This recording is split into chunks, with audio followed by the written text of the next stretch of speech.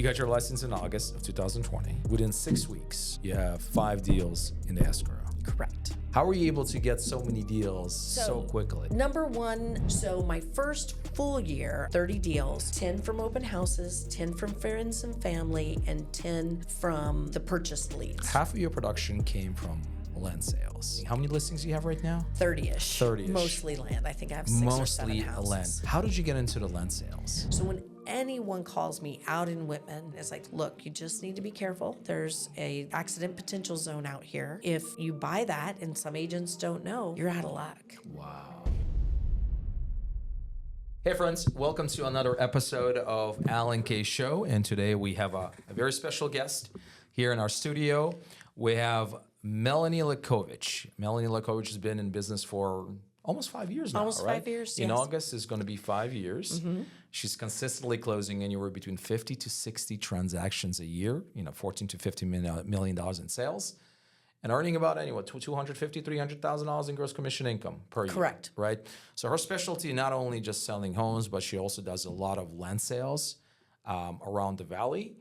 And we are honored to have Melanie in our studio today. Thank you for having me. Awesome. All right. So tell me a little bit about your background. You have a very fascinating background, I tell you.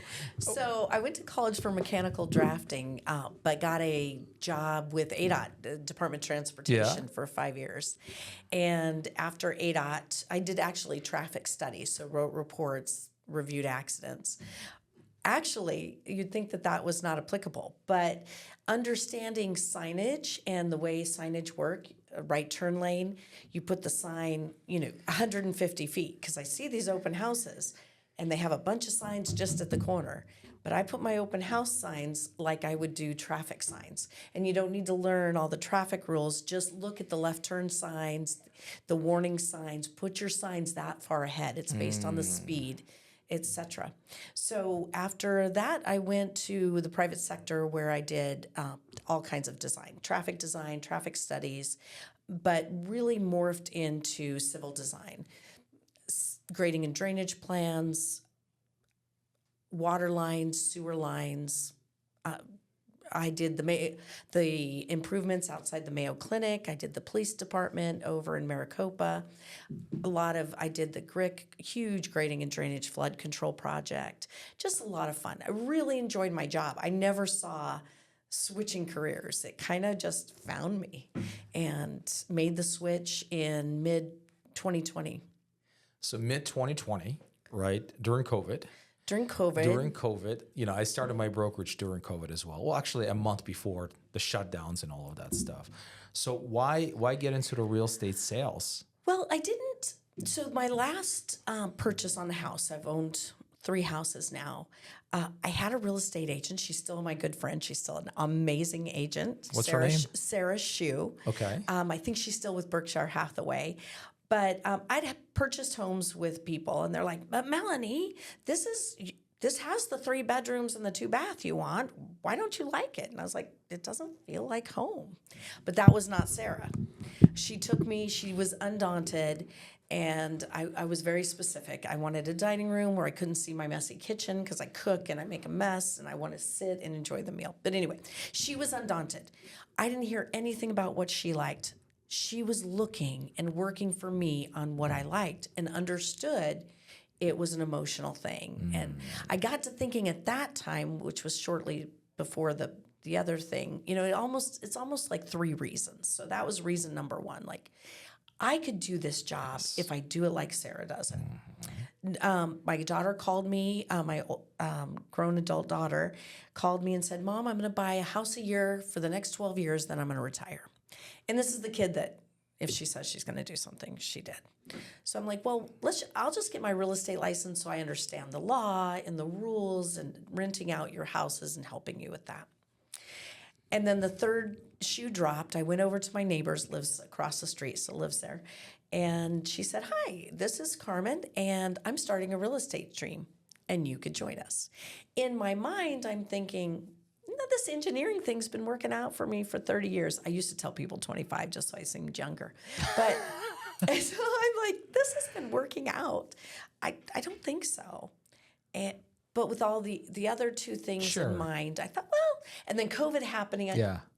I stopped driving and, an hour to work every day. So I Yeah. was like, I'll just go ahead and get my license. Yeah. Yeah. Got my license on the first try because dealing in land development like I was, a lot of that stuff, a terminology, lot of the terminology, verbiage, right? Yeah. Yeah. legal descriptions. It was I understood a lot of Yeah. it. Sure. Yeah.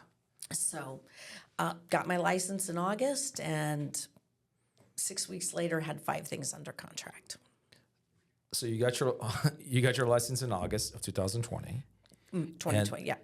and within 6 weeks, you have 5 deals in the escrow. Correct.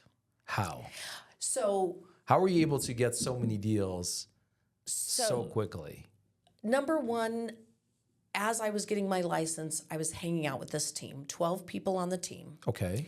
Every week, we would have a phone call, and each of those 12 agents would go through their deals and very open and honest. Not like, rah, rah, rah, I made money. More like, oh my gosh, you're never going to believe what happened. Such and such almost happened, but I saved the deal by doing X. I saved the deal by doing Y. This almost blew up in my face, or this did blow up in my face. So I really felt like within 4 weeks, I understood a lot more. I had a lot more knowledge About the deal flow. about the deal flow Yeah, than most yeah, people yeah, would. So yeah. that happened here. Lived in Arizona my whole life. Started telling people I was a real estate agent, so friends and family. My mother was a great. In fact, one of her friends said, we know your daughter's a real estate agent." But so got a couple deals from her. And then the biggest thing, at that time, that team, I don't buy leads now, and I'm not against it or for it. Sure. But at that time, the team was buying leads. Got it. And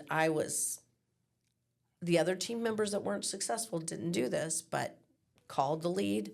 So you called the leads. You call them like as soon as you possibly can. Speed to lead. Yeah. Yep. Started doing open houses every single weekend. So my first full year, I'm not even sure how much I did that first from August to December, but my first full year, 30 deals, 10 from open houses, 10 from friends and family, and 10 from the purchased leads. So your first 12 months. My first, 12 months. So 2021, Yeah, the year of 2020, 2021, okay, after I'd had 2021. my license for So you closed on 30 transactions. 32 to be 32 exact. transactions in your first year in business. Absolutely. Wow. Like we were talking before this, I mean, my first 6 months, I closed nothing, right? I mean, my first listing was like, my first business was a $100,000 listing. You've got to hang out with people and it was nice because, of course, that first few months, I still had my income from my other job. So I wasn't even focused. I can't even tell you now how much I made those first few months. But actually, mid-year during that, one of the ladies, let me back up. HomeSmart has diamond awards. Okay. And so halfway through the year, she's like, "Are you going to get a diamond?" And I was like, "I don't even know what that is." And she's like, "Oh, you get a diamond for every $100,000 in sales." And I was like, I didn't think I was a competitive person. I'm not into sports. But I was like, well, actually, I've already got a diamond and a half. They don't award half diamonds. So I need to work really hard and get my other 2 diamonds. And I got 2 diamonds that first year. So that means over $200,000 in gross commission. $240,000 in gross commission, plus I paid the team $20,000 because they were buying leads. Buying leads. I paid the team $20,000 for those leads. Got it. In addition to that. Okay. So you got those 5 deals in escrow within first 6 weeks, right? While still having that full-time job. Yes. So how much time were you like dedicating to real estate during that time? Let's just put it in. In the first time, I think we were married like 25 years at that time. My husband was doing laundry. I was doing nothing else. Interesting. And it was. I'll be honest. It was unsustainable, right? And it wasn't fair to my employer. It was not fair that I'm working with all these people, every evening. I also have a little farm, so I was taking care of the farm, and but something has to give, right, in those situations. So sure. my house was not clean and my laundry was not done. And eventually my husband's like, I need some clothes. So he started doing our laundry. Bless his heart. But he was very supportive. Well, actually, he was a little grumbly at first until the commissions checks started coming in. He takes care of the bills. So then he was very supportive. And he's been very supportive ever since. Yeah, I mean, think about the commission checks, right? Even after the splits, I mean, you're making, $5, 6, 7, 8, 9, $10,000 per transaction. Right. I mean, right there, if you close 5 transactions, I mean, that's potentially 40, 50 grand. Exactly. Right. I mean, that's a pretty good living, right? In 6 weeks or 7 weeks or 8 weeks, right? If you don't mind me asking, how much were you making as a $80,000 a year. 80,000. Right. Okay. Wow. Okay. So in the first year, you doubled, almost tripled tripled your income. My income. Interesting. Now, during that period of time, were you working less or more? So After you I was quit your only job? working from August to December, and I quit in January. In January. Yeah, it was that fast. We had slowed down on work, and I said, "Hey guys, why don't I just?"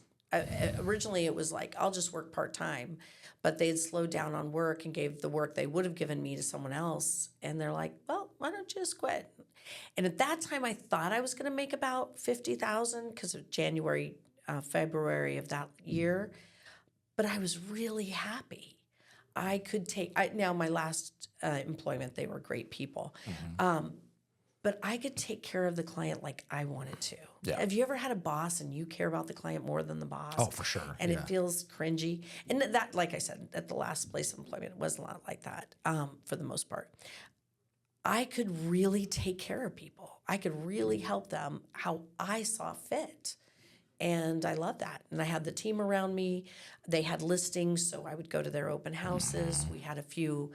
They had the connections within HomeSmart that I could go and do, $1 million listings, and of course Sure. the purchase leads. So I sold, I think, of a couple $1 million deals, and the biggest thing that the team taught me, besides understanding the deal flow, is what everybody says. And there's all these books out there, and they kind of saying the same thing. You have to keep in front of your clients. Yeah. You have to keep them. Yeah.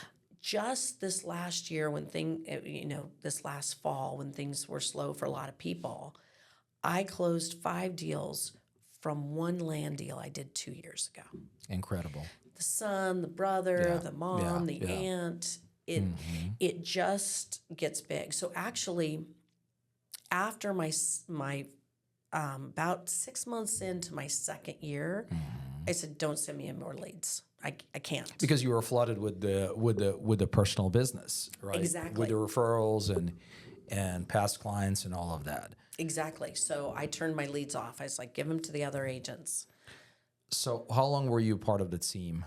The team left the brokerage in, I think, 2022, November of 2022. Okay. So I love them. It was great. But at HomeSmart, so doing 60 deals, HomeSmart has a cap Got it. of what your transaction fees are. And after you pay a certain amount, you don't pay that anymore. Yeah. The brokerage they were going through, the splits and all that were very similar, except they didn't have a cap. At that November, I calculated that would have been $12,000 out of my income. Plus, that was the biggest thing. It was like, Sure. okay, $12,000 out of my income, and I'm not using the leads anymore from the team. And I don't know everything, but I thought, well, I think I'm going to stay with the brokerage. And our transaction coordinator at that time, I'm like, would you stay with me? And she's like, well, most of the deals I'm doing are yours, because you could choose to pay her or not pay her. And I decided that I would pay her on every single deal. And so I could do my laundry and I could keep my husband. No, not that that's the case. That's very important, by the way. It is important Yeah, that you absolutely. respect. You have to take care of things at home. And I'm making fun of the laundry, and that's only a very small part of it. But Yeah. you have to have your Sure, life, yeah. and you can work this business all 24/7. day, every day. Yeah. You sure could. If and you don't could lose if you yourself. don't set boundaries, right, and you're out there 7 days a week and you're responding to text messages at 9 or 10 o'clock at night, which by the way happens. Absolutely. Right. And 5 Like in the morning. I had a guest here about 6 months ago on a podcast, and she does probably about 35, 40 transactions a year. She's great personality, great energy. She's been doing this for about 7 or 8 years. But she's like, believe it or not, Alan, I will respond to a text message while I'm taking a shower. Wow. I mean, that's how intense, right? I have done that before. Because, well, it depends, right? If it's like this person I've been showing houses for 2 years and they're like, let's go see this afternoon, Yeah. maybe not. But if it's another agent saying, I've sent over a counter offer or I've accepted your offer, then yeah, like right away. Yeah, sense of urgency kicks in. Absolutely. Got you. So right now, would you say that you still work 7 days a week? Yeah, Yeah. unfortunately. So you're getting a text on I Sunday or have- Saturday, you're responding. I put my boundaries. I go to services Sunday morning and I do not answer phone calls.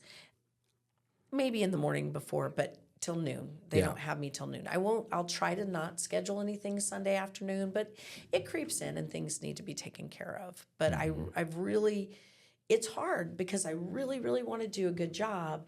And you need to have some kind of downtime, some kind of life. You can't just, most people can. Some people do it 24/7 and they're happy with it. Sure. What's nice is that we did take 4 of the team members stayed with the broker. And so we created a new team from a few agents that I had met at HomeSmart is where I'm at now. And so we had those people. So you can go on vacation. There's somebody to cover you. Yes. You can call them up and cry and say, "This is what's happening." And it's not so much that they come and save the day. It's just you need a sounding board. You need someone to say, "Well, did you do the best you could do?" And then also last year, I found a time where I had 8 things in escrow, and I got a new buyer and a new seller. And so I called one of my team members and I told her what was going on. And I'm faking crying. I'm like, "You're never going to believe this." She says, "I don't feel sorry for you." Because I don't have any deals in escrow. She's like, Oh, I poor think you. if you're trying Poor to you. make me I can't believe this. You had 8 deals in escrow, probably making about $100K on them, right? Like, and here you are complaining and crying and everything like that. But I brought her in, shared everything, shared some things 50-50 Yeah. with her because at that point I had made the mistake It was very of generous of trying you, to 50-50. Well, and she did a lot of the work. And you have to trust someone. If you're putting your clients in the hand of another agent, you have to trust them. And there's not a lot of other agents that I would trust with my clients. They have to answer the phone in the shower. They have to.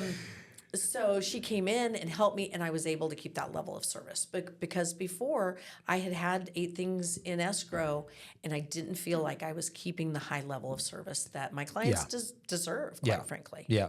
There's that delicate line, if you will, between like exceptional service to becoming more of a transactional service. Like, and I experienced that in my career as well. It is a growing pain. When you have like 20 listings at any given time, or you have 10 active buyers that you're working at any given time, it becomes a transactional, and you almost have to kind of like stop yourself and say, wait a minute, like, am I really providing the best service to my clients? And if the answer is no, and absolutely not, then you need to get help. Right. Like, you cannot just do everything yourself. Exactly. That's and crazy. You need to run the back end transactionally. You have to have your processes in place. Years before, I had read a book called The E-Myth, and it talks about the Michael Gerber, yeah. Okay, and it talks about McDonald's, and it's like, don't run your business like McDonald's, but run the Systems to support your people. Yes. Support, So I got to thinking that, and that's why I have the transaction coordinator full time on every single deal. Even if I'm making a $500 commission, I'd pay her probably, at that time she was a flat fee. I'd pay her like $450 and I'd take home the 50. And she called me one time and she's like, "No, I'm only going to charge you 100 on this deal." And I said, "No, you're not. You're going to charge me what you charge me because you're worth it and I want to keep you. Maybe I make 50, but you've given me 2 hours that I can talk to 10 other people." Yes. And that was important. Right. And that's what's important also is the fact that now you have that 2 hour bandwidth to talk to other people versus doing nothing else. Right. So if you're going to be bringing help and that help is going to take 10 or 20, 30% of your workload, make sure that you now commit that 10, 20% to developing and generating more opportunities and generating more business versus, just wasting that time. Exactly. Right? That's how I was able to, and I shared this with you before we started the podcast, like I went from 35 transactions in my second year to 75 transactions in my third year by bringing in an assistant, by bringing in an admin, and I committed the work or the free time that I had on developing more business, meeting with more people, generating more leads, marketing to those people, and that's how I was able to net. I think my third year I netted like about $550,000 from all the sales after paying the admin. So handling or taking care of the back end of your business and having the trusted person doing so, it's so important. The trust is, huge because these are your clients. And we'd had some transaction coordinators that they wouldn't listen to me. I'd be like, "Okay, open this file." And they're like, "We can't because you didn't cross all your T's and dot all your I's." Wow. And I still remember the conversation. I was doing a deal in Maricopa and I was talking to that guy and I said, "Sorry about that. My transaction coordinator, X, Y, and Z."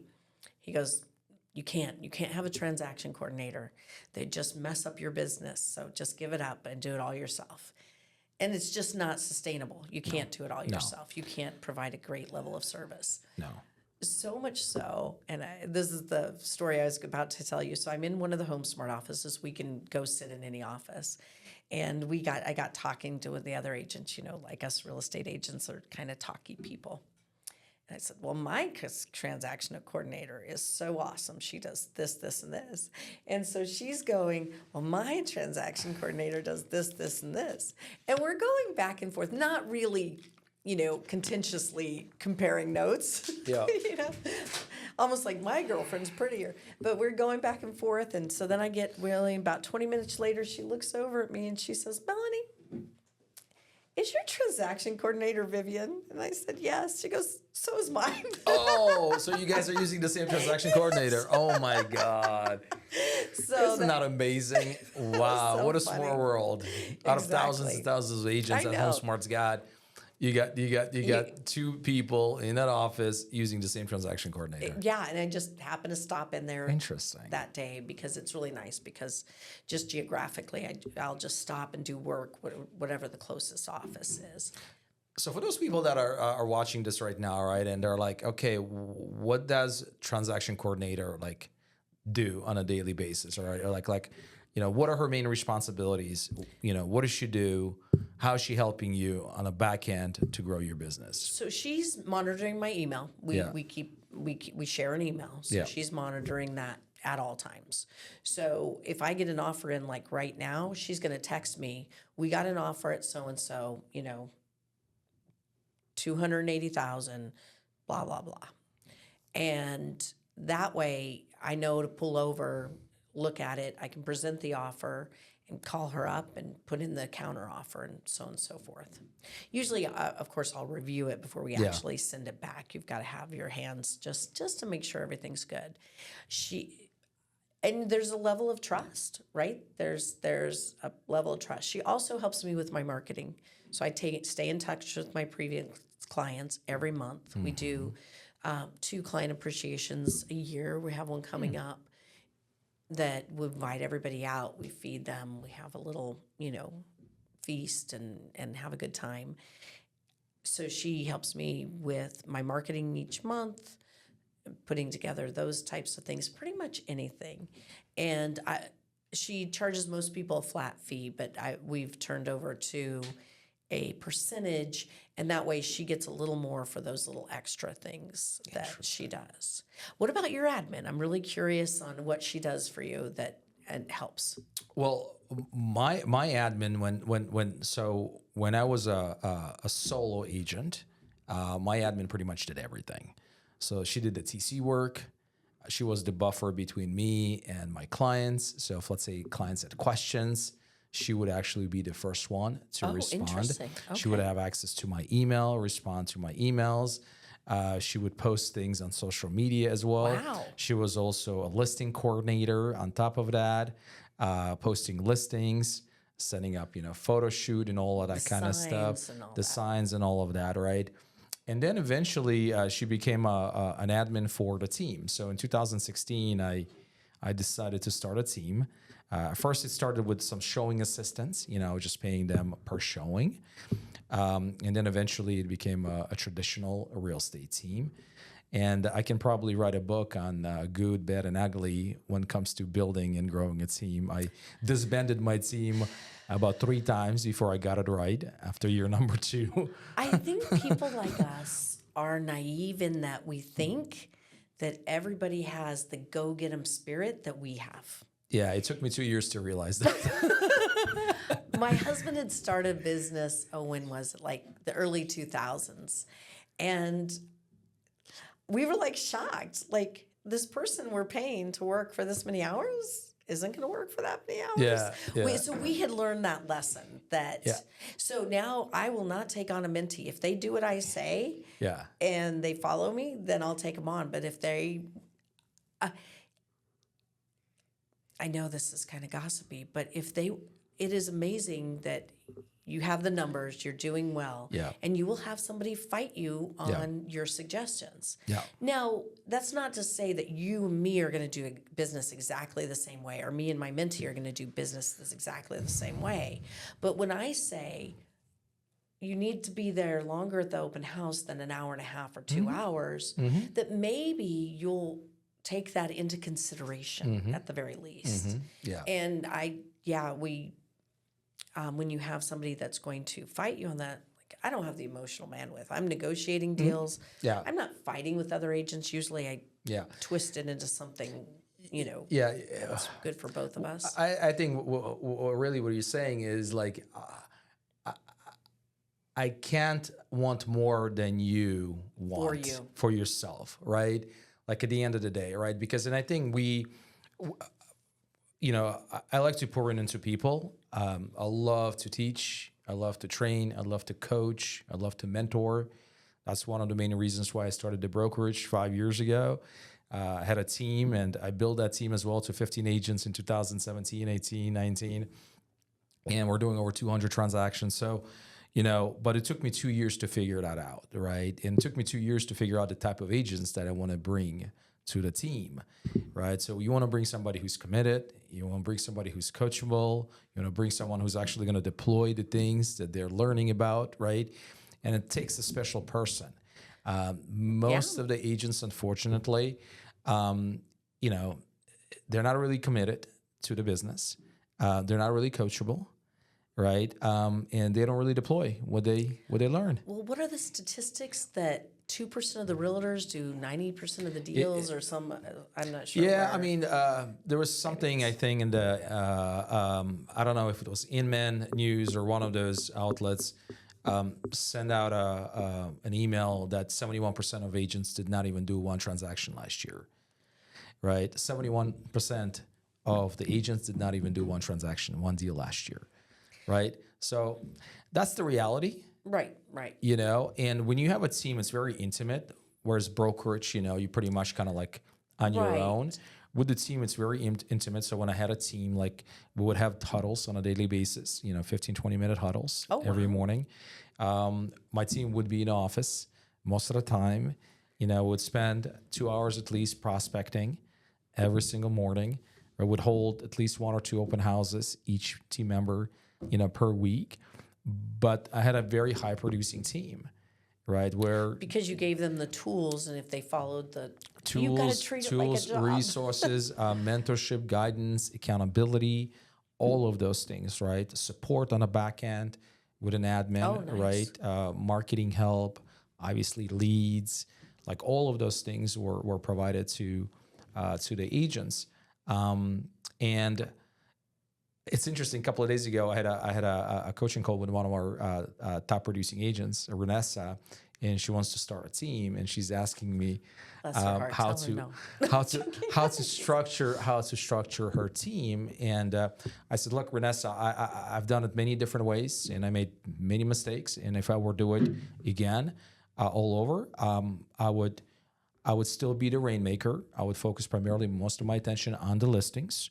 Okay, I would have a really solid admin, badass admin, right? I would have an ISA or an appointment setter that will work the leads that you're generating, right? And then I would have 1, 2, potentially 3 junior associates or agents that will work primarily your buyers and hold open houses on your listings. That's your team. It should not be 10 or 15 agents. It should not be, agents working the sellers and all that kind of stuff.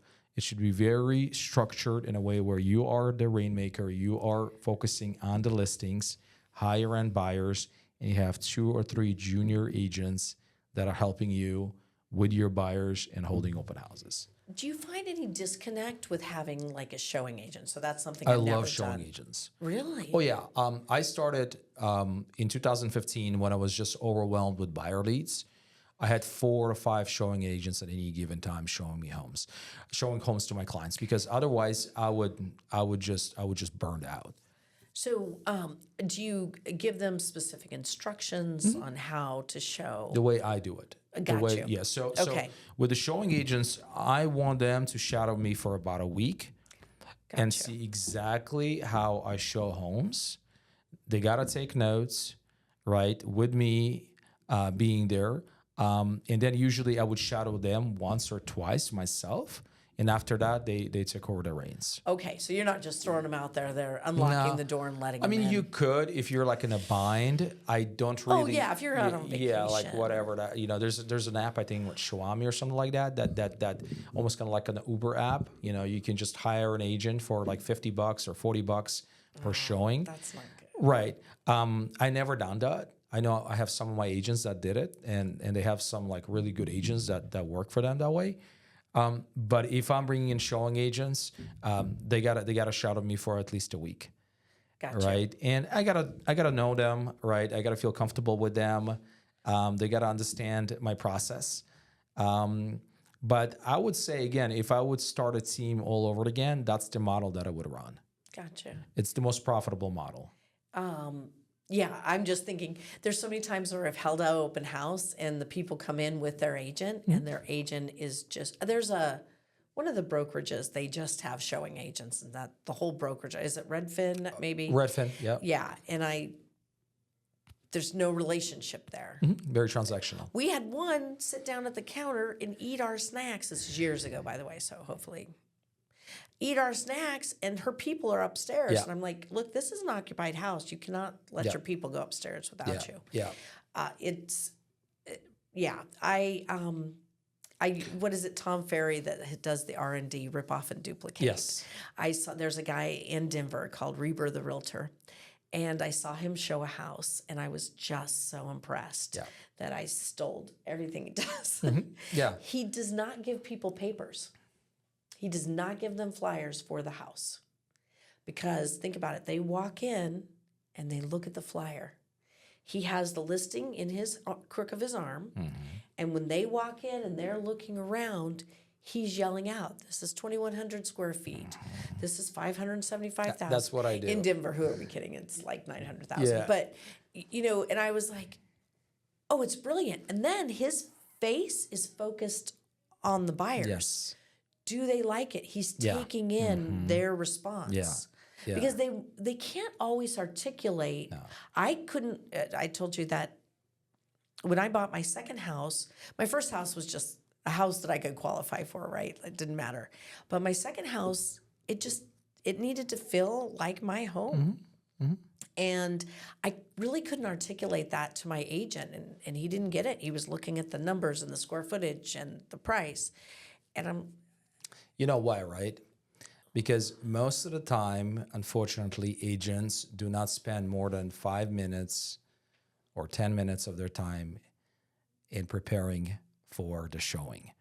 If they can just spend 20 minutes going through the list of properties that they're going to show, right?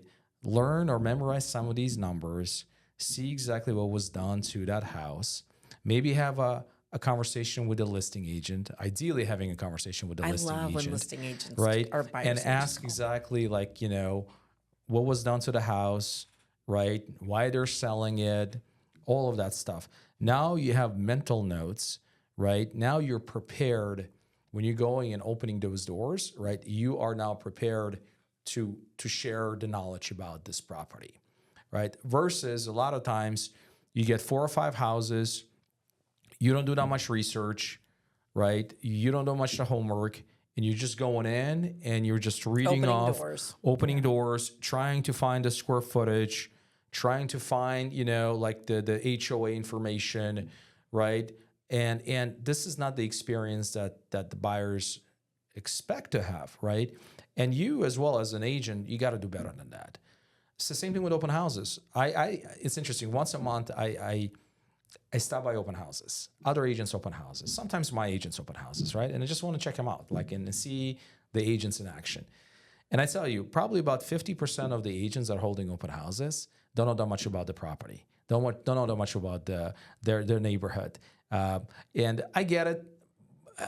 Maybe it's not their listing. They're using somebody else's listing to hold an open house. Right. But you still have to do your homework, right? There's that saying, preparation meets the opportunity, right? And when I used to hold open houses, I used to prepare myself. Even if it was my geo farm, I still prepared myself. Everything about the house, everything about the neighborhood, everything about what has sold, what's currently active. It takes about 20 minutes, no more than that. But now you're on a completely different level when it comes to your knowledge. And the why of things. Well, why did this house down the street sell for like 50,000 less than you're listed for? You need to be prepared to answer those questions. Correct. Well, it smelled like cigarette smoke, or the kids just wanted it sold and wanted to split up the money. Whatever, you find that out. Yeah. Find out the whys of what's going on in the neighborhood. I love it. Awesome. So the first year, you said about 10 of your transactions came from open houses. Open Right. houses, 10 open houses, 10 friends and family. Friends and family. And 10 from purchased the leads. Purchase leads, team leads. Team leads. Okay. All right. So the open houses, you still do open houses. I still do open houses. I Interesting. held an open house in Desert Hills last year. We got 2 people in the door Uh-huh. in Desert Hills. Yeah. So way up there. Yeah. So the person I met, a $750,000 house in Apache Junction. That's later that same year. I think I owe it to my clients to showcase that their property is there and available. I know there's a lot of contentiousness about open houses. I've met agents, very high performing agents, that never ever do them. And that's okay. They run their business a little differently than mine. But when you're also part of the open house, as you and I know, is not about the house. You're selling yourself. And I'll tell you, I had a friend that I would see, and every time I'd go to see her, the lady down the street was holding an open house. If I was not an agent, who do you think I'm going to call to sell my house? That lady that I probably think she was holding that house open 5 days a week. Yeah. She was serious about selling that house. She was not going to miss an opportunity to show it to everybody. And it brings attention to the house. But you start relationships, you meet people. And I have agents, nobody came or only 2 people came, and I tell them that thing. Well, those 2 people, for an afternoon of sitting there getting some other work done, Yeah. I came to a deal. So it's all of those things. And then I see the people that really glom onto people. And I said, look, if you went on a first date and the person on the other end started trying to kiss you, you're going to be like, ugh. I said, you're starting a relationship and you have to treat those people walking into your open house as such. Yeah. You're starting a relationship. You are not an order taker at McDonald's. You don't care about the large fry, small fry. You care about what's going on in their life. Why are they looking? And some people are honest and it's the neighbor and they're just nosy, and that's fine too. Start that relationship. But sometimes it's like, well, we're moving from Idaho and we have 2 kids, because sometimes people will tell you the 3-bedroom, 2-bath. Actually, now when they tell me the 3-bedroom, 2-bath, they're usually an investor. And I'm like, no, I sell retail things. But sometimes they'll tell you that, but that's not the importance. Understanding why they're making the move. Yeah.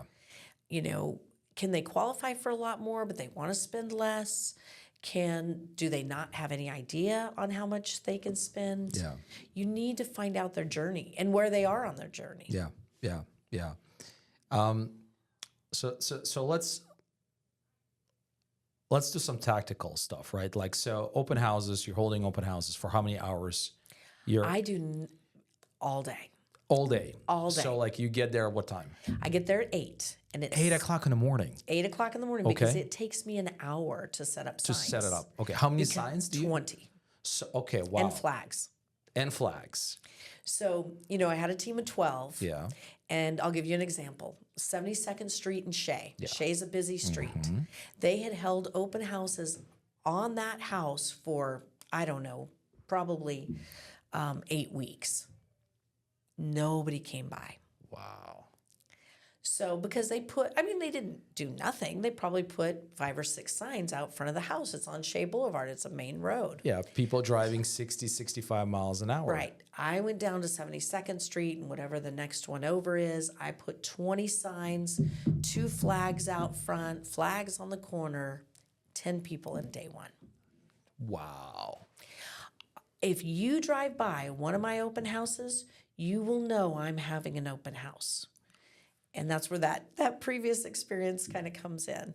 In fact, when I met my business partner, Sandra Michelle, we were doing an open house together. So a lot of times I open the house at 9 and then usually stay till 3 or 4 because I like to catch people on a Saturday. They're going out to get stuff from Home Depot. Maybe they're going to lunch. Lunchtime slows down, and then they come back in the afternoon. That's kind of how it's worked out for me. That's what I've noticed.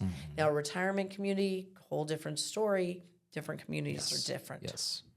So you've got to pay attention. It's not a hard and fast rule. It's that location. But she came to the open house. It was right over here on. Actually, it's so funny because that buyer, I'm showing their parents' houses now. It's because that's how relationships work, and that was like 4 years ago. But she walked into the open house and she says, Melanie, now I understand why the team says that your open houses are magical. I was like, they'd say it's magical. I thought that was funny. She said they do. They don't know why, but when Melanie holds an open house, there's always lots of people there. And she said, because I got in the vicinity of the house and I didn't need to look at the map. I knew how to get to your open house. Interesting.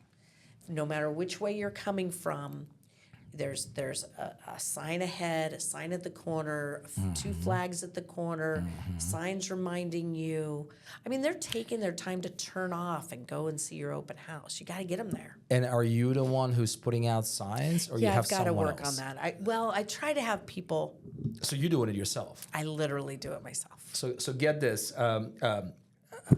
This real estate professional closed 60 transactions in 2024, and she's still putting out her own open house signs. Because you've got to kind of judge. I've got to look at the line of sight. If it's angled, I mean, it's very. I do it very precise. And love it. sometimes, of course, you change your mind. You know, if you have a long road, you're going to have reminders. I do. If I had a sign service that I can trust, I know they're out there. But I'm not sure how it's got to be hard to coordinate. And I will tell you that, sometimes I get helpers. But I've seen people put open house signs where the arrow is in the wrong direction. It's parallel with the road instead of Can't see it. perpendicular. You can't see it. And yeah, So 20 signs, all right. At least. A couple of flags, right? Yes. You get there at 8 o'clock. It takes you about an hour to set up. It does. You It start takes your an open house at 9 a.m. Yes. until about 3 to 4 o'clock. Yep. So what are you doing, let's say, when someone walks in? When someone's walk in, I welcome them. Yeah. I'm happy to see them. Is there like a script or like a few questions that you usually ask? My biggest thing is, it's kind of a twist on what brings you in today.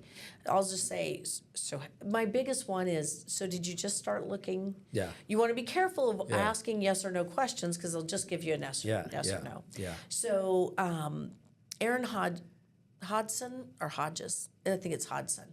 He is one of, the Tom Ferry, all the different people. He says, hello, my name is Melanie. And then you just quiet and you look in their eyes. Ah, And they can't help but tell you their name 9 times out of 10.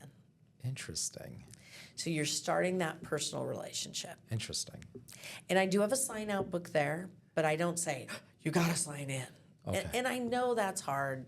And some sellers, especially an occupied house, I want to know everybody was here. So that I'm not a stickler to that. I'm not saying it's wrong to be a stickler to that. I'm just not a stickler to Yeah, that. yeah. And I've seen cute things, like I'll send you a Starbucks gift card when you put down your name. I've seen those cute things, but I'm not into that. I have some goodie and tchotchkes there. Yeah, yeah. But, and then I say, I tell you what, I hand them a flyer if Yeah. they're open for that. And I said, you go look at the house. I don't, if it's very clear, I'm not going to say there's a bedroom there and Yeah. this is the kitchen. Not going to say that.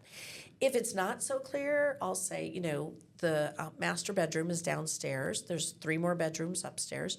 You go take a look, and I'm going to just follow along just in case you have questions. Interesting. And you're also probably doing that for security, for safety reasons, right? Absolutely. You do Yeah. not want someone behind you. Yeah. And obviously in an occupied house, you can't leave them alone. But I don't Sure. want them to feel like I'm following them around Yeah. so they don't steal the china. Or Got it. nobody wants china. So how do you get their information? We start talking. So you're just building a rapport. You're Building making rapport. connection. You find Making some connection. commonalities or whatever that is, right? They're like, yeah, but we just go. I've had people that are like, we just keep going to open houses, and I was like, well, has there been a house that's popped up that you'd want to see that's not on an open house? Yeah, that happens sometimes. Yeah. It's like, I'm a full-time realtor. I'm happy to go show you that house. I can sell you any house in Arizona. I can help you. I heard recently a line that I really liked. Instead of saying, do you have a realtor? Has somebody sat down with you and explained the process? So I do have my paperwork there because think about it. Has someone sat down with you and go over the process? Gone over the process. And I did it actually. I had a client that did not speak English, and it wasn't like Spanish or something really simple where I could get a translator in. So I made a workflow with pictures on it, and I've used it for everybody now, whether they speak English or not. And one of my clients, he'd keep in his back pocket. He's like, okay, so are we here now? I'm like, yeah. And he'd mark it off like we've gone through this next step. Wow. Because it's scary, right? And I tell people I go through the process, but I say, I don't expect you to, I'm here with you through this process. This is not a test. I'm not going to expect you to remember it. But when we go through this next step, I don't want that to be the first time you've heard that we can have an inspection where we can fix stuff. Yeah. So a lot of people think, I've got to inspect it, make sure everything's good before I write the offer. And that one's been very helpful. I feel like that takes my service level up. Yeah, I agree with you. Absolutely. Setting those expectations ahead of time, for sure. Man, I just love open houses. Honestly, like I tell this to my agents all the time. Listen, you want to get in front of potential buyers and sellers, hold more open houses. Because, man, I mean, I remember myself, my first open house that I did, it was not even my listing. It was up in Anthem Country Club. It's almost better that it's not your listing, Yeah, right? it was not even my like open house signs. There were only like 5 of them that I borrowed from that agent, the listing agent, right? And a couple walked in, Sarah and Doug, and they didn't like the house, but I was able to make a connection with them, find out a little more about their plans and their situation. They wanted to downsize. They had a 2-story house in Arrowhead Range. They wanted to sell that and get into a single family, like, perfect. So you did it. You found out what their journey Yeah. was. Not do you need 2 bedrooms, 3 bedrooms. No, It was the journey. No. I mean, we listed their house for, at that time it was $375. That was back in 2013. I think we sold it in 1 day. Nice. Right. And then I found them their dream home for $560,000. Took a little bit while, but did the job. And since then, I think we did maybe 10 or 11 transactions. That was from the open house. That was not my listing. They were not my open house signs. It was Anthem Country Club, which is guarded community. But I did that open house. And since then, I've been doing open houses constantly. Like I did an open house class for my agents, for my newbies, Nice. about 3 weeks ago. My listing in Arrowhead Lakes. And I had about 12 or 13 agents shadow me. It was on Tuesday from 10 a.m. to 1 p.m. Again, Tuesday from 10 a.m. to 1 p.m. I had 6 walk-ins. Nice. That's a nice amount. Out of those for a 6, Tuesday. 3 of them are prospects. Right. And I got all of their phone numbers. So how do you work that into the conversation, the contact details? So same as you, I'm building a rapport. I'm touring with them and showing them the house and letting them know everything that was done to the house, asking them questions if they live in a neighborhood or they want to move into the neighborhood, how long they've been looking, what is important to them in their next home, right? Just really building that rapport, right? Finding some commonalities. Understanding. Yeah, them, right? Absolutely. Obviously, knowing about the property helps immensely. Like I know this property very well. I helped them with the contractors when they had to do some remodeling.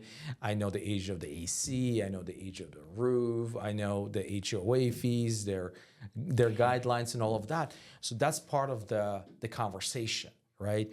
And you're almost gonna have to like impress them with your knowledge, right? That you know the neighborhood, you know the house, right? And because of that, and the fact that you're able to build a rapport with them, getting their information is so easy. I don't even give them my business cards. I always give the excuse that I run out of business cards. So as a matter of fact, let me do this. Let me text you my information. What's your phone number? And 90% of the time, Melanie, they will give me their number. And they I'm probably just texting them. appreciate it more that they don't have some card that goes in the waste bin. Correct. That's what I do. Also, and I don't know if you've noticed, I'm sure you have, I noticed that what's important to one person is not. Correct. So a lot of my sellers are a certain type of person, and they're like, oh, they need to know that I fixed those wires behind the walls and the plumbing behind the wall.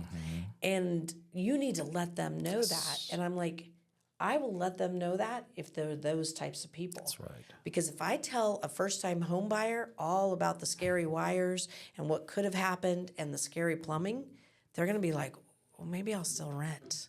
So you've got to tailor what you say to, I mean, you're never going to lie to them. You're never going to keep knowledge, but I guess tailor what you focus on, because you're going to tell everybody the same stuff, but you're going to focus on this for person A, that for person B.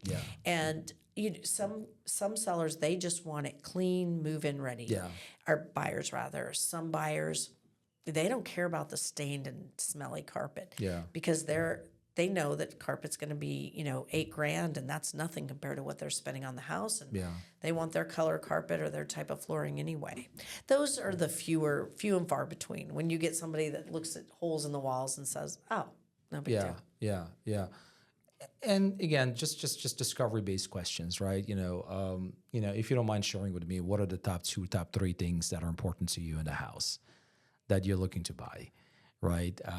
What intrigued you to stop by this open house, right? So those open-ended questions that really allows them to start sharing their thought process. Not only that, you're not, with those questions, you're basically tell them, I'm here to help you get what you want. I'm not here to sell this house so I make a commission. No. Because I think that's the pressure that you cannot ever get into your conversations. It's disgusting, really, to me. It's No, I'm actually a believer that you don't really sell the house, right? The house sells itself. The yes. neighborhood, the house sells itself, right? But what we do is we lead them making the right decision, right? With our knowledge and expertise and our guidance, right? We lead them. protect them. Sometimes we have to nudge them. We have to nudge them, right? Well, sometimes you have to to make say, a decision, right? like, what you're wanting is a Right, unicorn. right. You're not getting something Right. in North Scottsdale for $400,000 Correct. on an acre. It's Right. not going to happen. right. So sometimes you have to be very plain and right, or exacting. or spending $20,000-$30,000 more for the house that checks most of your boxes, in a scope of things 5 years down the road is not going to make that much of a difference for you. Right. And in Ninja Selling, he recommends that if we find a house that meets about 85% of your expectations, I highly consider you making an offer. And it changes the whole relationship. Actually, my tagline is step-by-step professional guidance. Love it. Because that's what you're really doing. And you're not just guiding him in the nuts and bolts of everything, but also, like you said, emotionally nudging them, what they need to get done. They've got their own lives. They still have their jobs. Like, you've got to be there for them. I actually was backing up and I was thinking, do I do too much for my clients? Like, am I out there doing too much? Am I spending too much time? And sometimes when you ask yourself those questions, so the very next day, I showed a house by Bobby Lieb. He used to be with HomeSmart. You may know him. Yeah. He does over $1 million in sales every year. So he shows up to this showing, and he's caulking the kitchen sink. And I'm like, okay, if Bobby's over here, a guy that makes $1 million a year, could hire a handyman all day long, but he's using the time where he knows I'm showing his house to caulk the kitchen sink real quick. And I don't know, he didn't have ownership in the house, but I don't know if they'd gotten feedback or what happened. And I'm like, no, I'm not doing too much. Yeah. You're just a problem solver and you figure it out. Yeah. I just recently, I'm in escrow, and it's the sellers are divorce situation, so it's very difficult on that end. The wife will not speak to the listing agent at all. Wow. And we needed a form filled out, signed, and negotiated. And I said, well, give it to me. It's like, do you have her number? And she's like, yeah. She's like, I said, I'll call her. Now, I will tell you that I did psych myself up a little bit. I just read a book, Becoming Bulletproof by Evie Pompouris. Great book. It's a check great it out. book. It's not really a sales book, but it really applies a lot. It's about influencing people. And she was a Secret Service agent. And she talks about the presidents and the first ladies and some of their attributes. She said they weren't my mentors knowingly, but they were. I saw the way they handled people. I saw what they did, and I wanted to be like them in those regards. And it's really nice the way she puts it all together. So I just read through a chapter or listened to a chapter. So I'm driving and listened to it. And so that's what gave me the brave thing to call the ex-wife. So I kind of psyched myself up, told her, no, don't interrupt me to anybody, and called her. And it was just, it was simple, some miscommunication. I said, well, look, and this is the biggest thing I think agents do is they negotiate on their client's behalf. You need to negotiate on the other side's behalf. So what I said, look, if we get this agreement in, this is why it's going to be good for you, is what I told her. She goes, I know, but he said this and that, and she just goes on. And I said, oh, so you're agreeable that these conditions? Yeah, I'm agreeable. I said, okay, I'll write it up. You and I will review it, sent it over. She reviewed it, made some changes that were actually better for us, that she just thought were a little more fair, and we got it done. You just have to. Now, normally you don't talk to the other side's clients. Obviously, I got permission, but whatever you need to have it done, whatever to get the deal closed and finished. assuming your buyers really, really Yeah. want the deal. You're not going to lie to them about a repair. It's sometimes it's appropriate to back out, like you're saying, spend 15 or 20 grand more and get more of the house. Yeah. All right. So interesting conversation. I'm really, really enjoying it. So I looked at your production, right? And like half of your production came from land sales, Yes. right? Like for example, right now, I think how many listings do you have right now? Like 30-ish. 30-ish. Mostly land. I think I have 6 or 7 Mostly houses. land. How did you get into the land sales? So I'm not recommending this. I just want you to know because I tried this last year and it most of went it- up in flames. I took out a $150 a month Yelp ad. The what? Yelp. Oh, Yelp ad. I did the whatever. Okay. Now I did that last year, and all I got is a bunch of salespeople calling me using my Yelp ad as their lead source. So I can't necessarily recommend it, but I got 2 leads out in Whitman. Okay. Now keep in mind my background. I understand flood zones, I understand floodways, floodplains, the different. I understand. I've never designed anything electrical, but I can see the electrical lines where they're at. I understand septics. I understand grading and drainage. I understand water, sewer, wells. I understand how they work. So when somebody talks to you, they know that you know what you're talking about and you're willing to talk to them about it. And so anyway, I took out an ad. I got just a manufactured home in Whitman, sold that. And then somebody from that lead, somebody found me and they had an 80 acre parcel in the accident potential zone. You can never build residential structures on it. So we did a 3-year listing. So for 3 years on 3 different streets. What kind my of zone is it? sign- Accident? Accident potential zone of Luke Air Force Field. They will not allow you to build anything residential there. Interesting. I had other agents, I can convince them. Is that R190? It's not a zoning, It's so not a that's the zoning. hard part. You've got to be really careful. Interesting. So it's zoned. It's a residential zoning. It's So the it's zoning. R43. It's R43. It was a residential zoning like any other zoning, but because of the airfield there, you cannot build. The law changed in 2008 because then they're like, no, Melanie, I can build here. There's a house across the street. I was like, it's built prior to 2008. Wow. Okay, so you got 80 acres. And of course, it didn't sell because they wanted didn't what sell. it would be worth if you could build on it. It didn't sell. But in fact, the one family member, he was very apologetic to me. I was like, oh, you don't understand. So in those 3 years, my signs were sitting out there on that land. And people would call me and say, I want to build a house. And I was like, I'm sorry, this won't work for you. But we can buy this, and this. Got it. Right. So you were just marketing and branding yourself for 3 years. Right. How many right. signs did you have there? Just 3. Just 3 on the signs? 3 different streets. Wow.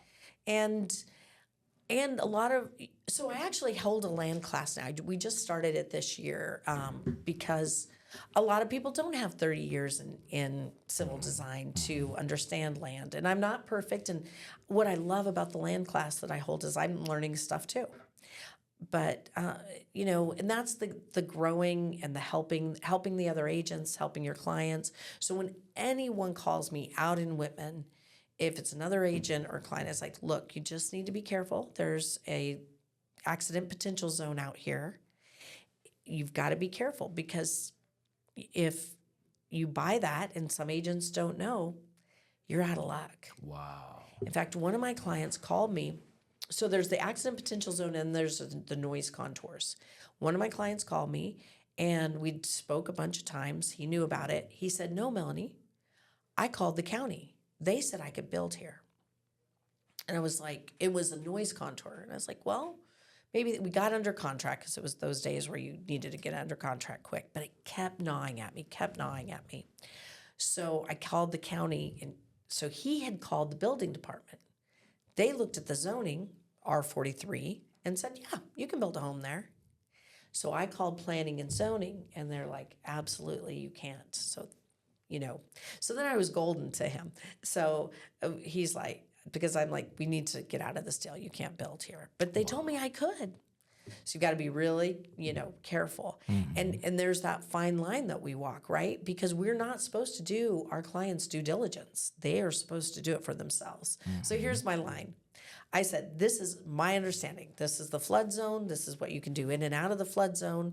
This is where utilities are. This is how much it'll cost you to drill a well, to bring in the electric. This is it.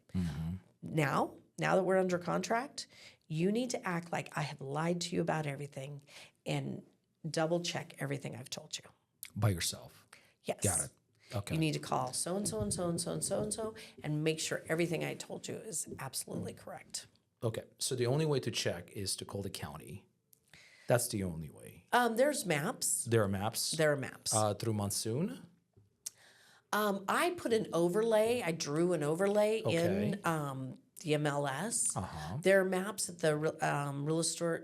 The state real estate board has maps of those different zones. Okay. But here's the thing. So back at that time, I had just sold. I had actually helped buyers buy a house in El Mirage. They were in the noise contours. But again, the law changed. So even though that one house that we had to back out of, I was like, oh, okay, that makes sense. I knew it wasn't in the accident potential zone, but I didn't realize that even in the noise contours, you can't build anymore. And it's hard because there's a house next door, so it's like, oh, there's a house there and a house there. Surely I can build. So you got to be very, very careful. And that's only up in Whitman? No. What about Tonopah? Yeah, there's Same parts thing of in Tonopah. Tonopah? There's parts of Luke Air Force Base that dip there. And then when you get out to Gila Bend, there's some, Air Force things going on there. So the bottom line is just kind of scare them a little bit, kind of like you do with the wire fraud and that kind of thing. You don't want them so worried that they're like, I'm giving up on this. But scare them enough to say, okay, we really got to check these things. And yeah, knock on wood, I've never, we haven't lost earnest money ever Oh, yet. wow, that's incredible. So let's say to buy a piece of land up in Whitman, right? How much does it cost to drill a well and then, let's say, pull the electrical to that location? So land in Whitman without anything on it runs about $50,000 To drill a with well? nothing.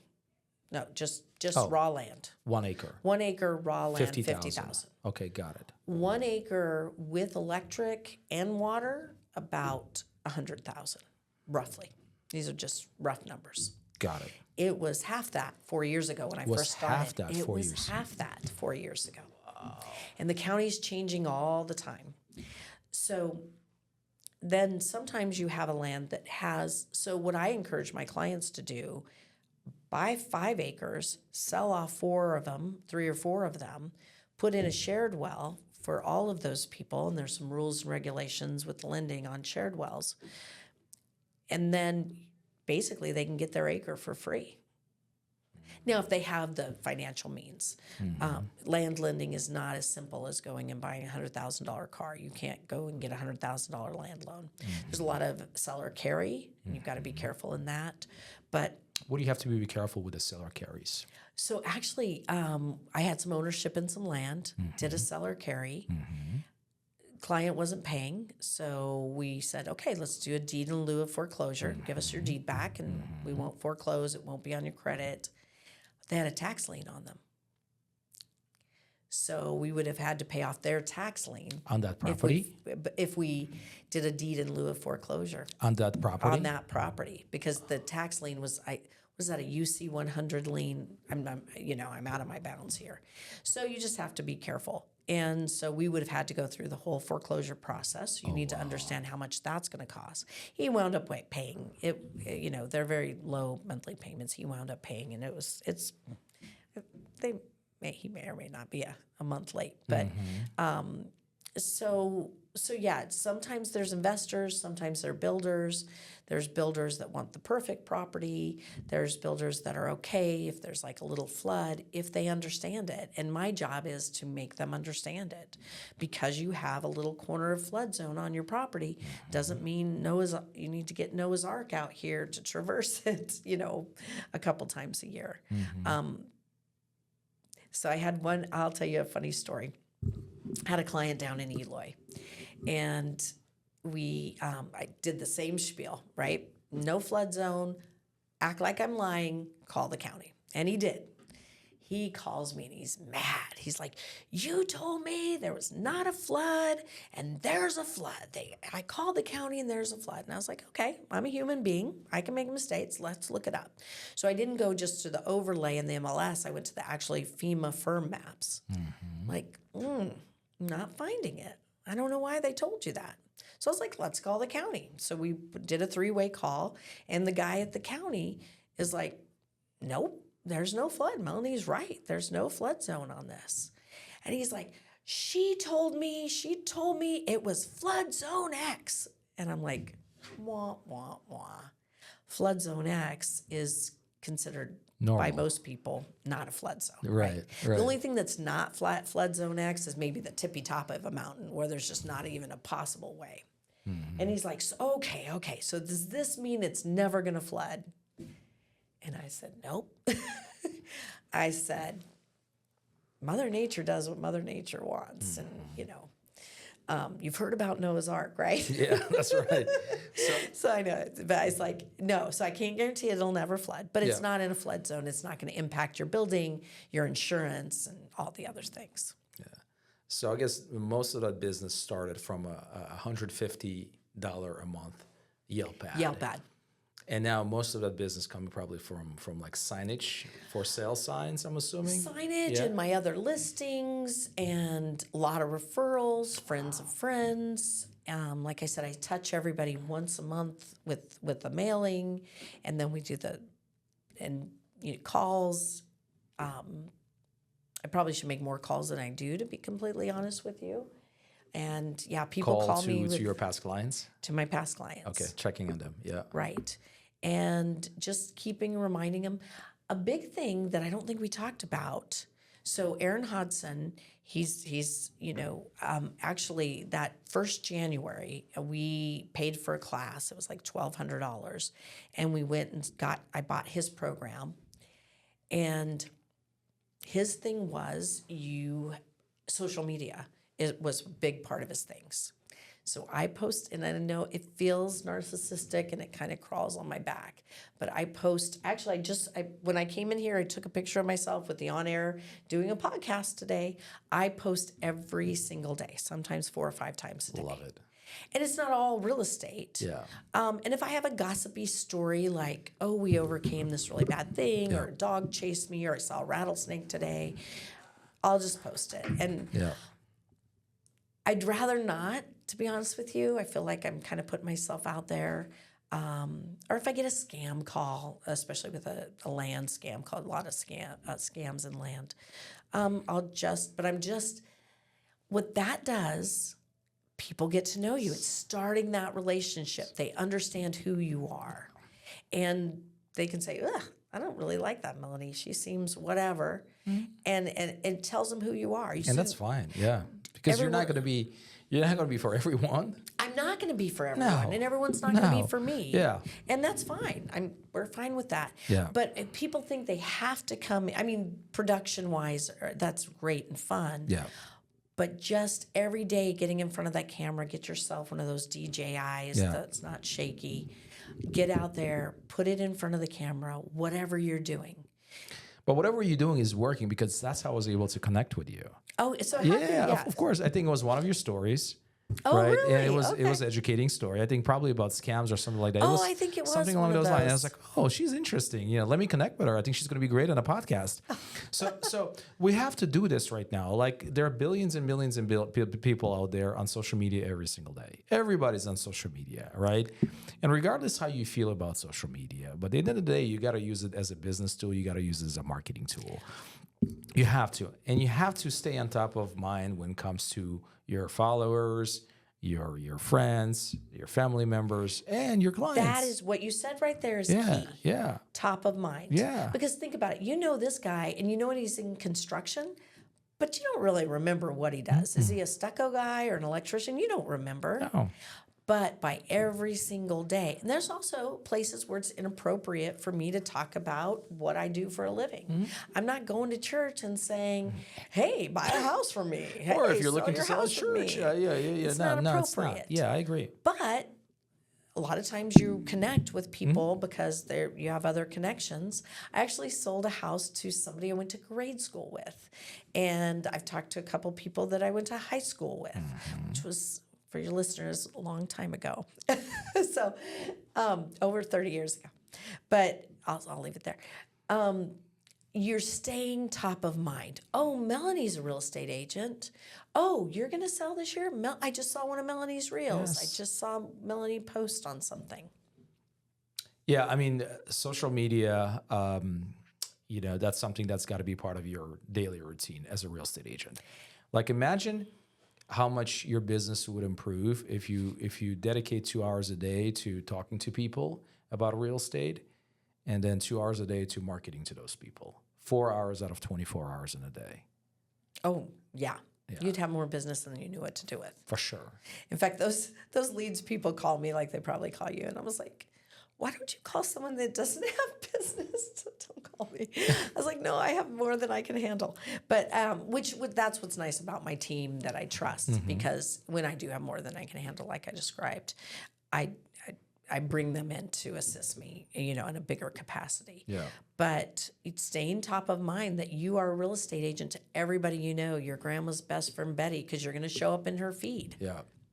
Now, you mentioned something in the beginning of the show. You said you live on the farm. So I have a little 2 acres in Glendale, flood irrigated. Okay. And I raise sheep. You raise sheep. I raise sheep. So we have ducks and chickens. So it's kind of a nice break of not just real estate. So that, we've had some lambs, we've had some drama with that. So I post that stuff too, just to make What kind it of drama? Interesting. Well, we have a bad mom right now. You have a bad mom. Oh, we have a bad mom. So Like she doesn't feed them. She doesn't. Right. So wow. so the lambs I raise are Tunis, and they're a heritage breed, and they're usually pretty good about taking care of their babies. They're not as, think of dog breeds, right? The mutt's going to just be a little hardier and a little easier going, where you get into some of the breeds and they have, they have little different issues, some of the similar mental issues. Sure. So Tunis, we have very few problems with them, which we've been very lucky. She's probably the second mom, honestly, in 12 years that, So she cleaned off her first baby really good, and then second baby came, and we didn't get out there till the second baby came. She didn't clean the second baby, but she'd feed the second baby, but she wouldn't feed the first baby. And so there's tips and tricks, and some people just take the baby. So this is almost like raising children, right? Like different philosophies. So some people bring them in the house and bottle feed them. Well, I'm running a real estate business. Melanie does not have time to bottle feed a baby six times a day. Whoa. So, so we put her in a headlock where she can get up, stand up, get down, get food, get water. And so we keep her in there for an hour or so. She lets the baby feed, and then we let her out. And we do that 6 times a day, which is easier than making a bottle.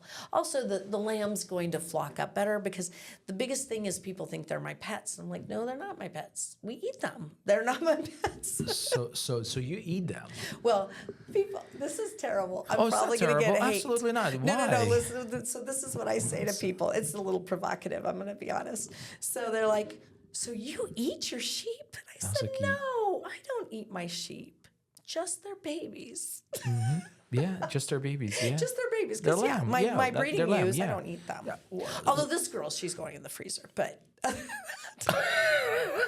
I'm not going to breed her again. If she's not going to take care of twins, which are the most common, yeah. Yeah, I mean that's the way of the world. That's the way. Yeah. But think about it. Most people are so far removed. Yeah. From Look, I remember growing up back in former Soviet Union. I mean, my dad and me used to go to the market, local market, every 2 weeks. We stock up on groceries, and then we'll go to the livestock section, and he would buy chickens. Sometimes he would buy sheep, right? And we would slaughter it. Right. In a house, right? There was a section of the house in the backyard where he would slaughter the chickens, and at times would slaughter the sheep. Right? I mean, so you're used to it. I used to it, right? I mean, I was crying, and there were times I was begging to leave one of the chickens or this and that, and he would do it. But at the end of the day, this is the way of life. Right. And Right? I think you respect it a little more when you Absolutely. understand. Yeah. So even growing up here in Phoenix on 19th Avenue, south of Thomas, there was a Bash's there. And when we'd stop by there, and they would have a side of beef hanging in the butcher section. You don't see that anymore. You see neat little packages Yeah. that are just cut up right. But I remember seeing those sides of beef hanging there. I don't do the butchering myself. We send it to an abattoir, but they have a good life. They're pasture raised and we feed just grass, no grains. Love it. So and they're delicious. And at what age they're ready for consumption? Usually about 6 months. About 6 months to or a so. year. Got Yeah, it. under a year old Under a is year when. old. So but sometimes we have a ram that's too mean, Mm-hmm. and it's really quite nice, right? Because if you have a dog that's too mean, like the remedies are expensive and or emotionally painful. Yes. And not that we did have a gal, and I really loved her. She had a great personality, but she never had babies. And now some farms will keep those gals on, but I'm like, it's not sustainable.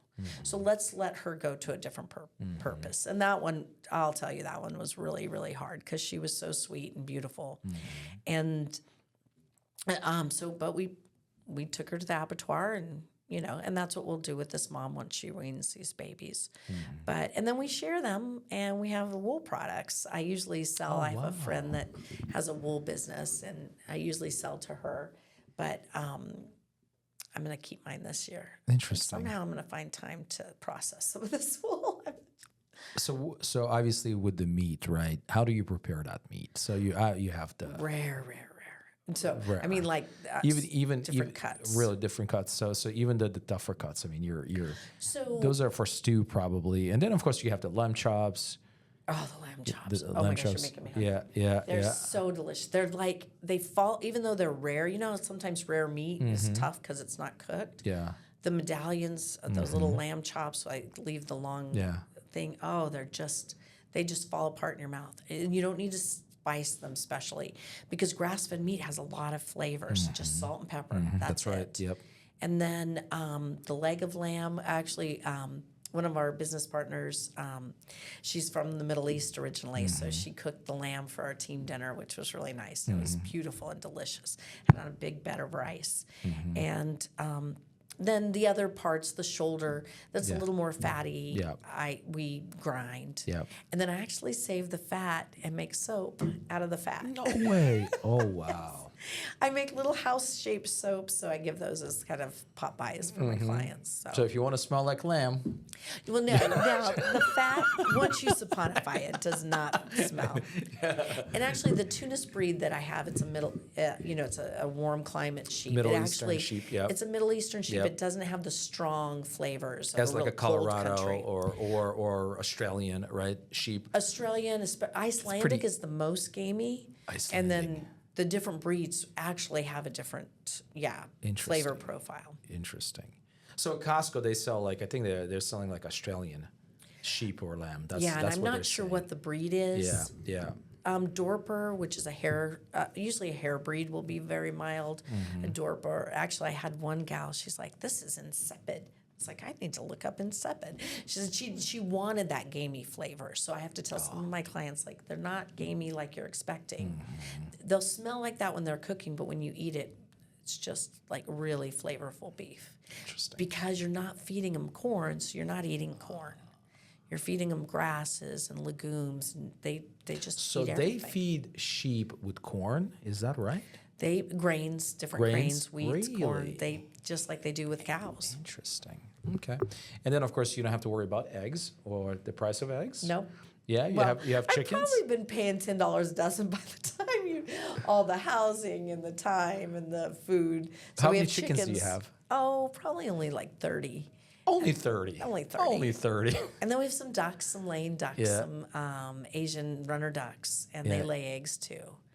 Oh my gosh, the best hollandaise sauce is with duck eggs. Really? And then we have a goose that lays eggs too. And you have a goose. But the duck egg has twice the fat of a chicken egg, and it's only a little bit larger. But the hollandaise sauce is it's like whipped cream, and I'm getting hungry again. It's delicious. Okay. So it's been Little an farm, huh? experience. Little Just farm, little, 2 acres. Just 2 acres, and Wow. then we'll take them over to the neighbors, and they'll mow for them, and essentially. You take your sheep to the neighbors and then just take they're care of the back. Yeah. They're flocking animals, so we just take them across the street early in the morning, and they go over there and eat. And we have a livestock guardian donkey, Pancho. You do. Wow. Yes. So AZ Farmer Realtor on Instagram if you want to follow the adventures. azfarmerrealtor.com. Or Oh, not no, dot not com. .com. That's an on my Instagram. Easy Farmer Realtor. Yeah. Yeah. Love it. So Pancho, he's an old BLM donkey, and he's quite he wins everybody's hearts. Super friendly. Or you got to be He's a careful. donkey. No, he's not mean, but it depends. So if on a day, when we did the shearing, we dewormed them. So we gave him a bunch of dewormer paste. So he's been a little standoffish to me. He's like, I like you, and I'll look at you, but I'm really mad at you still. He remembers. He remembers. He remembers, and but there's some days where he's really sad, and his head's like this long, and I'll go to hug him, and he will push that big old head right into my chest, and it's just magical. And he watches over the babies. So you always see in biblical, paintings and stuff, there's a donkey and sheep. So dogs and coyotes have a natural dislike to the smell of a donkey, because a donkey kick is 5 times that of a horse kick. Really? Think about it. Donkeys are from warmer climates. They can't necessarily run. They've got to figure it out. Is this something I should run from, or should I fight this? Because if they run, they could, get too thirsty and dehydrate.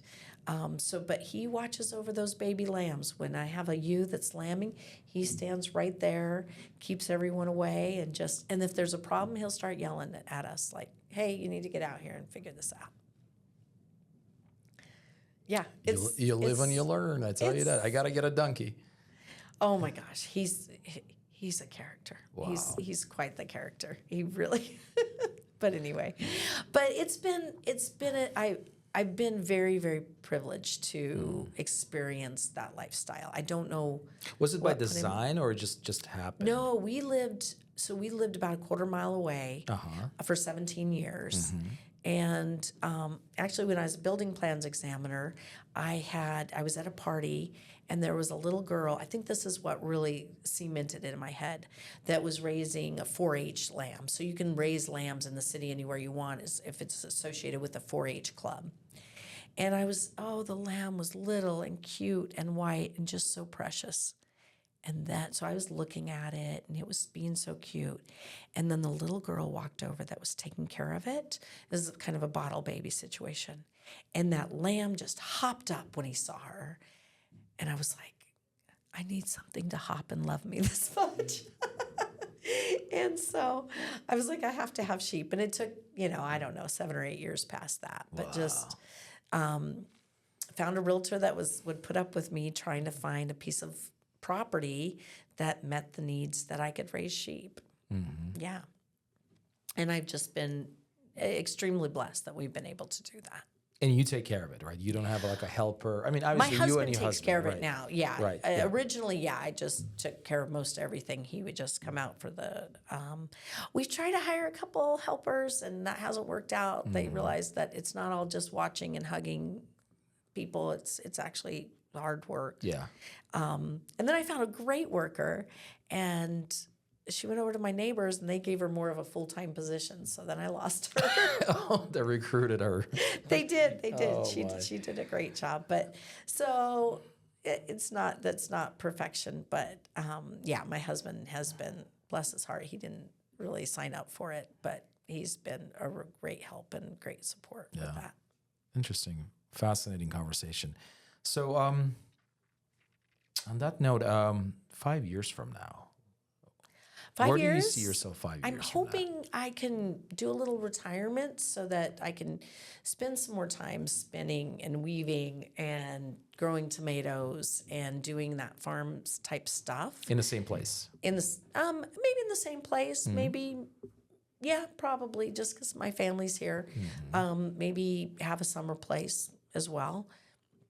It doesn't make sense right now for me I like the idea of it, but I'm thinking, well, we could just rent, at different places Yeah. that would make more financial sense. Although, as long as there's some equity building, right? But maybe a lot more investment. So I've invested in a lot of land.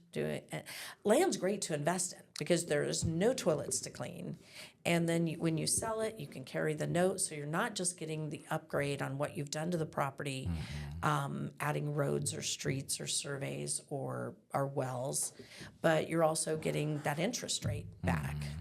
And so Where are you investing? What part of is it? whatever makes sense. Whitman, Whitman, Tonopah? Tonopah, Eloy is growing up big now. Okay. I have some land deals in Tucson, but I don't know that market enough and that development side of that market enough to feel comfortable in investing myself there. But yeah, Tonopah's doing great. A lot of people are out there building spec homes. Interesting. So it's a nice little and it's nice that I have those numbers so that let's just say you wanted to build a house or say maybe somebody comes to me and they're like, Melanie, we only have 350,000, but all these houses are 450,000. I'll say, well, buy this piece of land, build it yourself. That's not for everybody, right? Some people just don't have the skill set to do that. When I say build it yourself, I mean hire the electrical contractor or the bandwidth to do all that. Or the money. Right. Right, because not every bank is going to be lending you. Right. The construction loans are a whole different animal. Yeah. So, but there's a lot of spec builders out there that are building decent stuff. Sometimes, most of the time, I really find that they build as well and most of the time better than your massive home builders where they're squeezing every penny, which they have to understand with the lending the way it's been, the interest rate, they've given up a lot. But So you really rather quality prefer to invest in land versus like single family homes, rentals with the tenants. right. And I'm not against it. I have clients that do, and I help them with that. I even do the rentals and help them with that. It's easier because if you ignore it for 3 months, that's fine. That's fine. Gotcha. And I know it. You know it. I know it. So you should come to our land class. It's actually our next one's on the 27th. We're gonna actually talk about investing. So I'm probably gonna go through 4 or 5 deals, some of mine, some of other people. What time is it? I think we have it at 10. I have a great guy. And the reason I'm asking is because I know I have to take a code of ethics class. Oh, bless your heart. And we serve. I have to before March 31st, before they kick me out. Yeah, you don't want to lose your license. So I think it's from 9 to 12. I think it's on 27 or 28. I don't remember. My birthday is on the 28th. I'll invite you. You come if you all can. right. Yeah, But, I would love to attend. It's great because I have a lot. Sometimes they don't know anything about land, and we talk about legal descriptions. And that's huge. And it's not just huge for land. If you're helping people buy acreage properties, because there's acreages, up in North Phoenix and Cave Creek, Carefree, you really need to understand those legal descriptions and the easements and all of those things. It's so it's good stuff. It is. It's interesting. I personally sold over 500 homes, but very few of them were land. Very few of them were land sales. Right, usually But I it's really want to start, investing in land. I was like, that's interesting. Who can I talk to about land? And you're like, I'm your it looks girl. like you're my girl. Yeah, and a lot of agents that are representing buyers on the other side, I kind of walk them through that. In fact, I had a lady call me and she's like, so is it over an acre? And I was like, no, it's just an acre. Well, they're not going to be able to build. And I said, you do have to be careful because if you're 16 square foot shy of an acre, the county's going to be like, nope, it doesn't meet the R1, the R43 zoning. You need 43,560 square feet. Interesting. Yeah, I said, but no, here's the survey. The survey has the square footage on it. And in buying land, let's just say you're like, Melanie, I'm going to buy 5 acres, split it 5 ways, and we're going to go. Well, think about back to real estate school where our square miles are not always a full square mile, right? Sometimes they're a little shy. So if it's aliquot, meaning a portion thereof, if it's the northeast quarter of the northeast quarter of the northeast quarter, et cetera, that if that square mile is shy, you're probably not going to have a full 5 acres. 5 acres. But sometimes you do. So you need to say, okay, does this make sense financially? Because most people won't pay you a whole lot more for 1 full acre versus an acre and a quarter or an acre, 1.2 acres. In their mind, it's the same. Kind of like with square footage, right? Yes. They don't see the $20,000 because they got 300 more square feet. Yes. It feels like the same 4-bedroom, 3-bath house Yes. that they had. So it's kind of the same with land. So you just, I kind of know the pitfalls of where things are. And I've really been fortunate to, I have a couple builders that I work with that are good, solid, moral people and build great products. And then investors like yourself, where I love it when my people make money. So I'll tell you a little land deal. I had just bought a piece of property. So otherwise, I'd buy it for myself, right? So just bought a piece of property. Called one of the guys I'd been talking to for a while, and I was like, you got to buy this. You got to buy this. He says, Melanie, really seems too good to be true. And I said, I know it does. So let's get it under contract, and then I can reach out to other people to see if it's too good to be true. So we bought it for $60,000, 10 acres. 10 acres for $60,000. Yes. That's $6,000 an acre. The realtor was a family friend. And Oh my I did God. not quite understand what she had Where, Tonopah or Whitman? in Whitman. Oh my. When was that? This was about 2 years ago. Oh wow. So he goes, I only need 5. I was like, fine, let's split it, sell the other one. So I have a surveyor I work with. We split it.